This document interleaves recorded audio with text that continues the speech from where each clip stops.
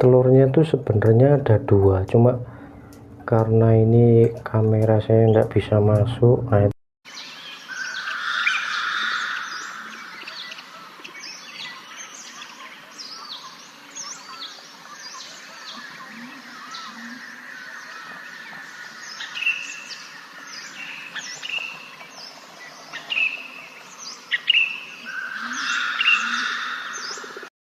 Assalamualaikum warahmatullahi wabarakatuh.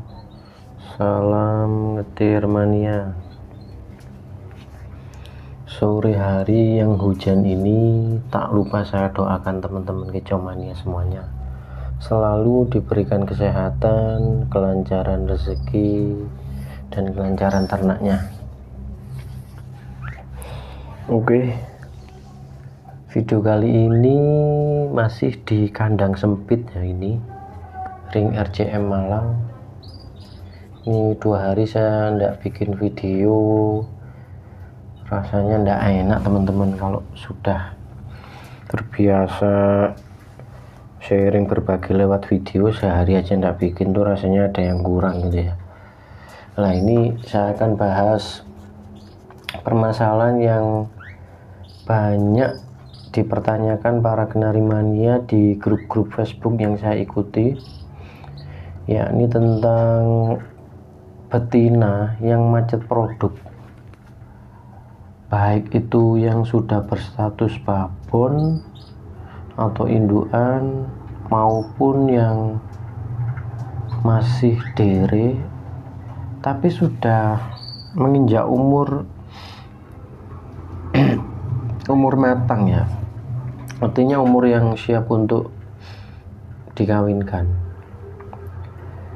Nah, itu permasalahannya adalah kenari ini atau betina-betina ini, baik dere maupun babon ini macet produksi.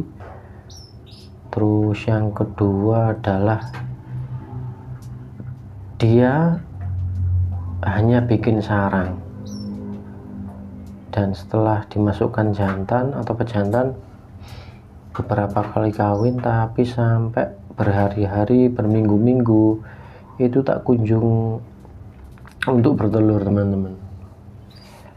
Nah, kebetulan di kandang saya ini, nah ini yang saya tutup ini saya juga punya betina dere atau tembean, itu yang mengalami masalah yang sama dengan yang dialami teman-teman di grup Facebook gitu ya. Dan solusinya ternyata itu sangat simpel, dan yang pasti juga butuh ketelatenan, kesabaran.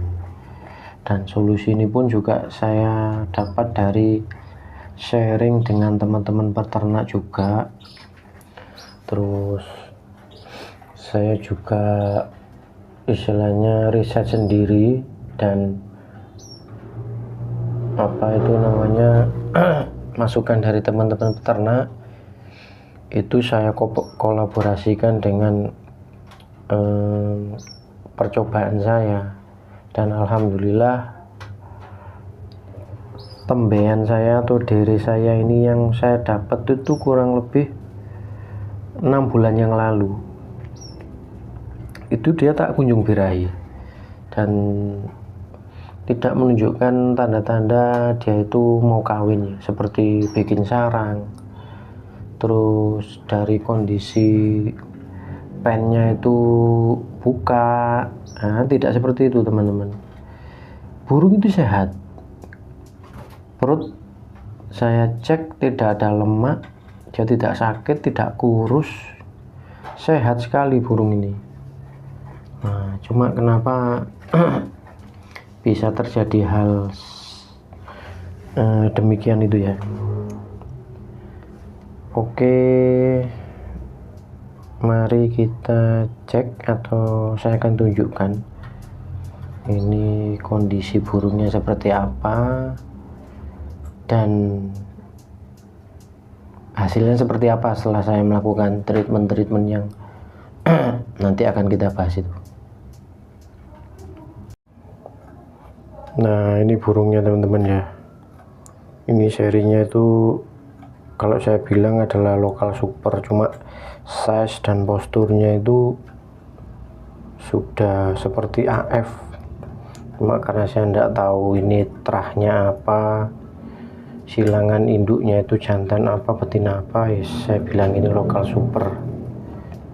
Nah, itu burungnya sehat dan bulunya pun relatif masih muda ya, masih kelemis. Ini belum menunjukkan gejala burung ini mau mabung. Oke, setelah saya lakukan treatment yang saya dapat dari teman-teman peternak dan saya berimprovisasi juga, artinya dari beberapa masukan tuh saya pakai dan saya kolaborasikan dengan treatment yang saya ini sendiri teman-teman. Oke, untuk sekedar info saja, setelah saya melakukan beberapa percobaan atau perlakuan itu, nah ini hasilnya seperti ini. Alhamdulillah burung ini sudah bertelur teman-teman. Oke, kita cek. Nah, ini kita cek di sarangnya.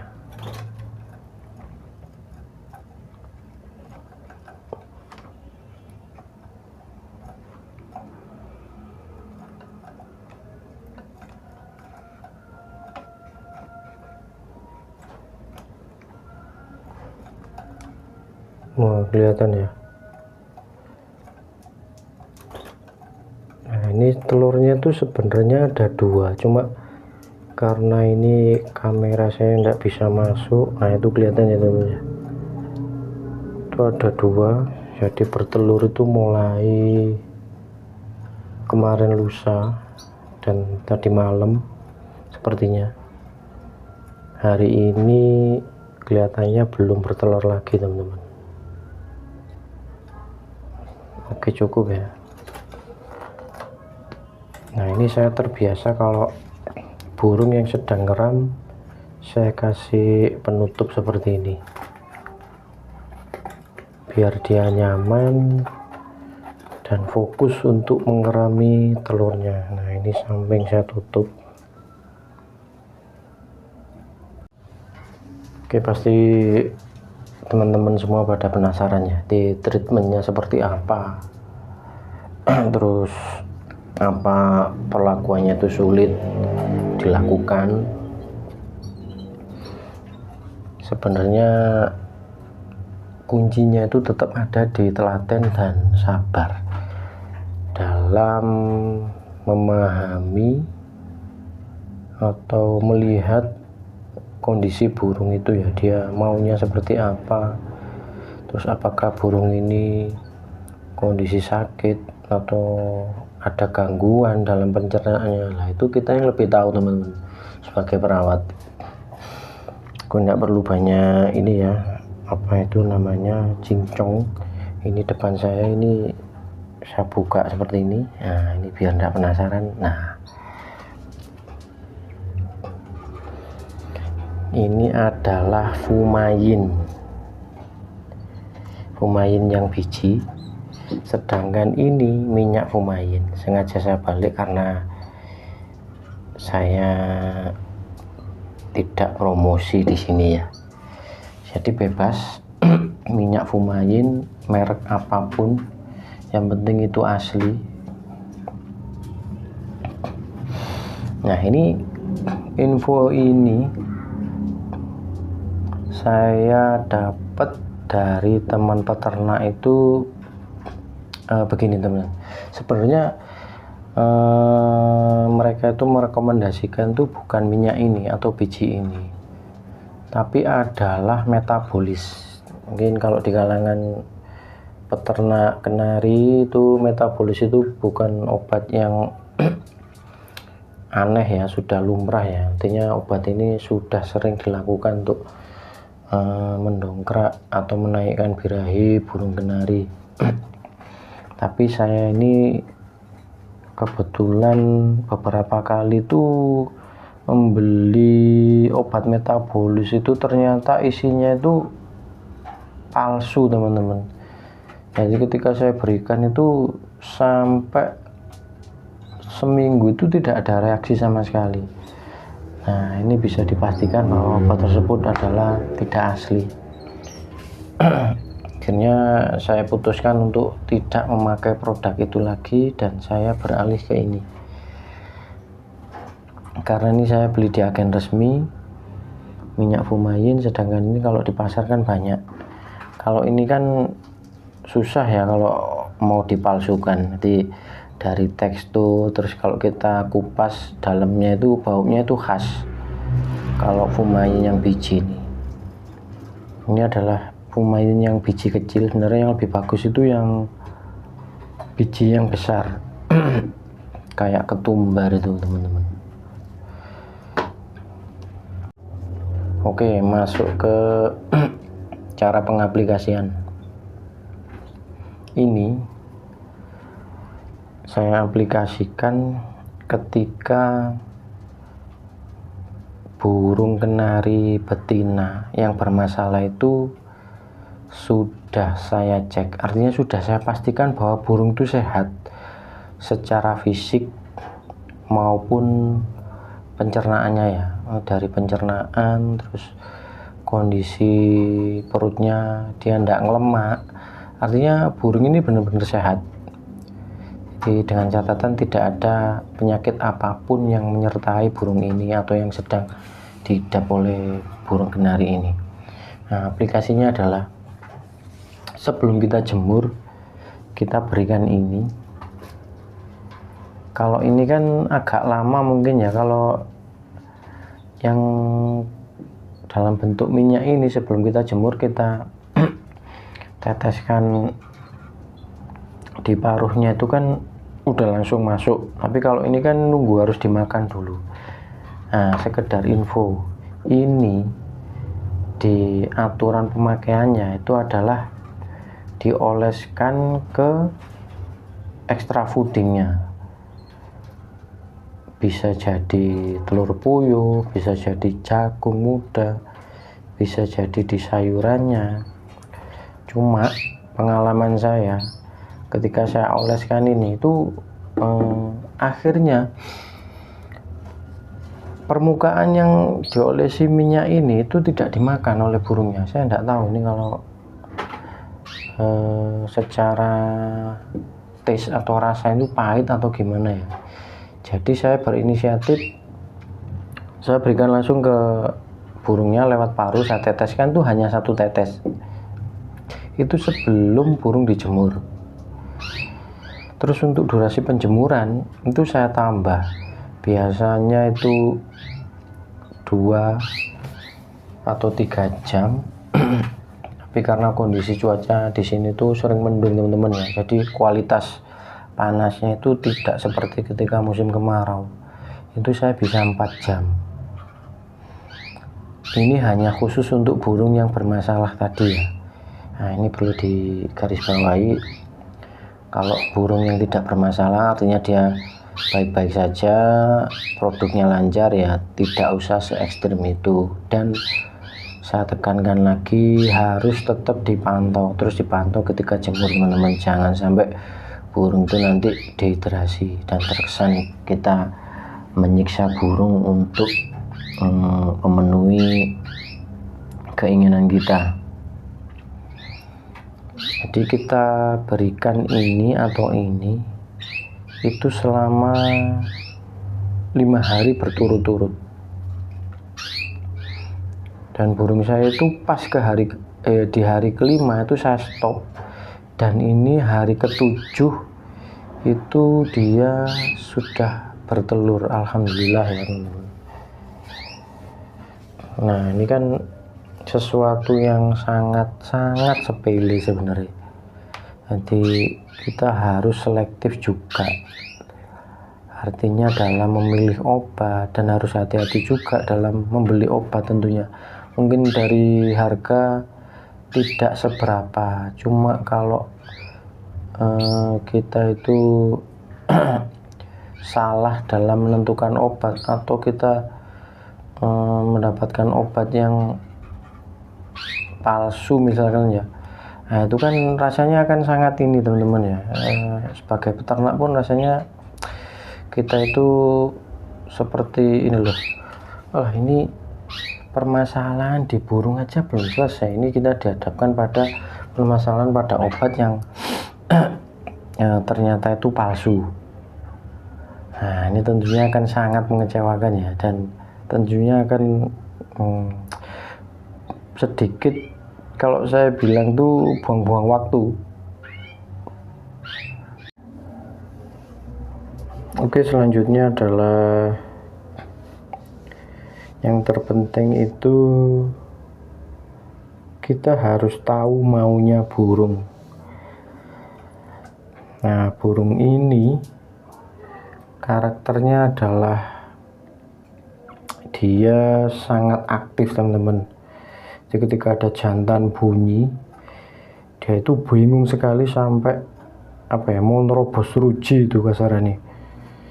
Dia sangat aktif sekali. Jadi kalau kita menemui jenis betina seperti ini ya, solusinya adalah kita kawin tanam. Karena saya belum pernah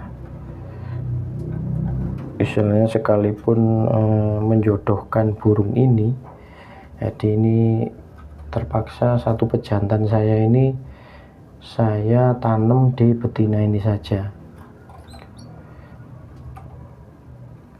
Jadi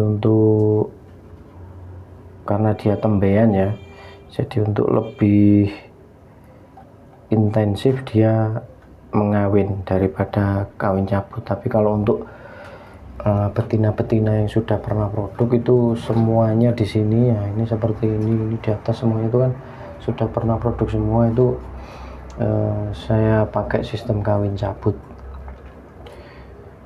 Jadi kalau seperti ini empat-empatnya ini yang baru panen kemarin ya, yang dua ini ya. Kalau yang dua ini kan udah siap, jadi saya gilir di setengah hari di sini, setengah harinya di sini.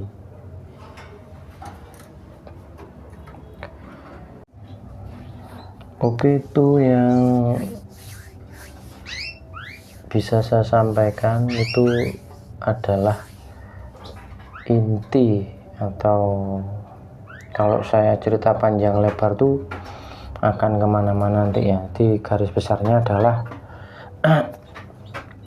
ketika kita mendapati seekor betina yang macet produksi ya, kita harus tahu dulu teman-teman, burung ini bermasalah itu di mananya. Artinya apakah burung ini sakit, apakah burung ini sedang mau mabung.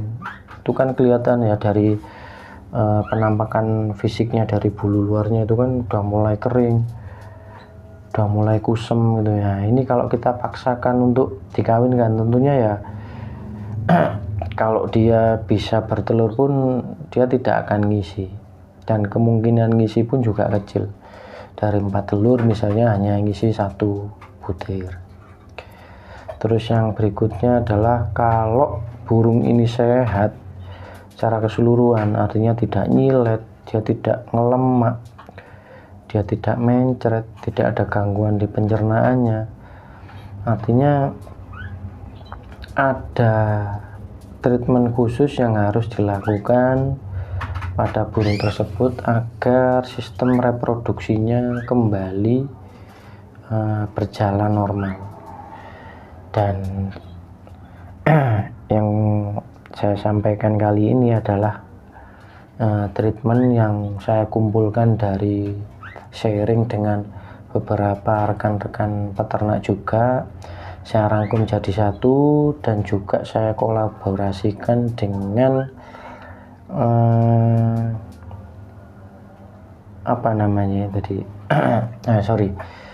improvisasi ya. Artinya saya punya cara tersendiri atau bahan tersendiri yang saya aplikasikan ke burung ini, dan ternyata hasilnya pun Alhamdulillah burung itu yang selama hampir 6 bulan dia tidak mau bertelur, sekarang juga mau bertelur. Oke, saya rasa itu yang bisa saya sampaikan. Apabila ada kurangnya dalam penyampaian, saya mohon maaf, dan saya tidak atau saya membuka lebar buat teman-teman kicau mania atau kenari mania semuanya yang memiliki persamaan masalah dan punya solusi yang berbeda. Monggo bisa di-share di kolom komentar, tentunya akan sangat bermanfaat sekali untuk rekan-rekan atau kenari mania semuanya yang sedang mendapati permasalahan yang sedang kita bahas kali ini. Oke, itu saja. Mohon maaf bila ada kekurangan. Saya akhiri. Wassalamualaikum warahmatullahi wabarakatuh. Salam ngetir mania.